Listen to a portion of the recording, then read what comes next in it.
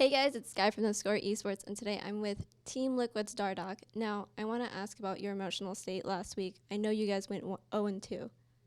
I was really down at first about the O2, but we brought in a sports psychologist who helped me turn like my negative emotions into like more drive for me to improve and win next week. Compared to last week, how did last week affect you? And then going into this week, how did this week affect you?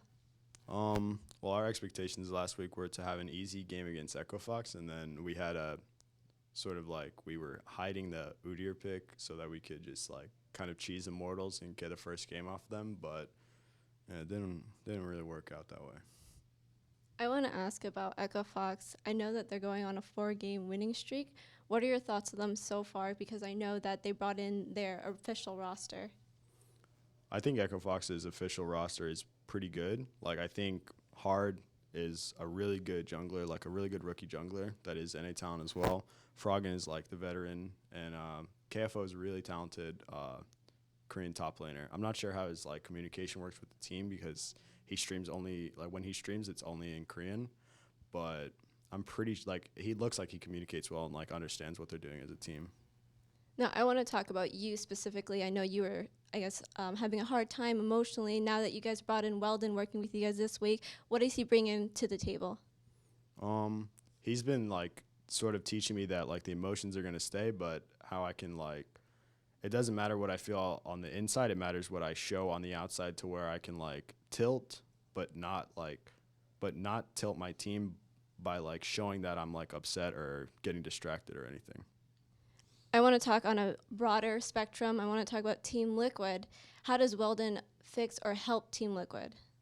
I mean, we all had pretty like bad habits in terms of communication and attitude, and he's just helping us turn those bad habits into like something positive to where we can activate our teammates to where they're more positive and more ready to win. Not necessarily ready to win, but more inclined to work harder.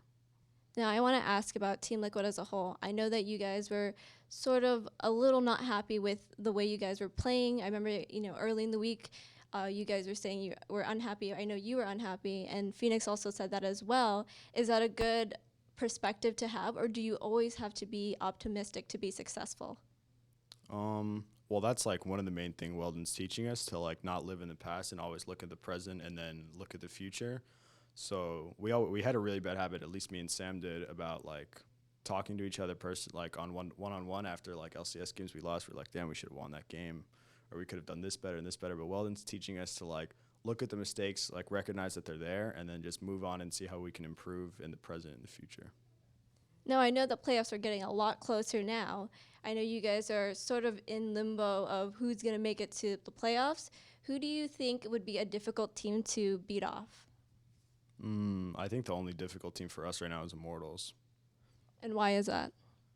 They're really good. Like we like play against them a lot, and we scrim them pretty often. But they always have like a plan to where if they fall behind, they have a plan. If they get ahead, they have a plan, and they always follow it really well. And they're all well coordinated players. And I mean I can only assume that Rainover or whoever does their shot calling is like really smart about the game.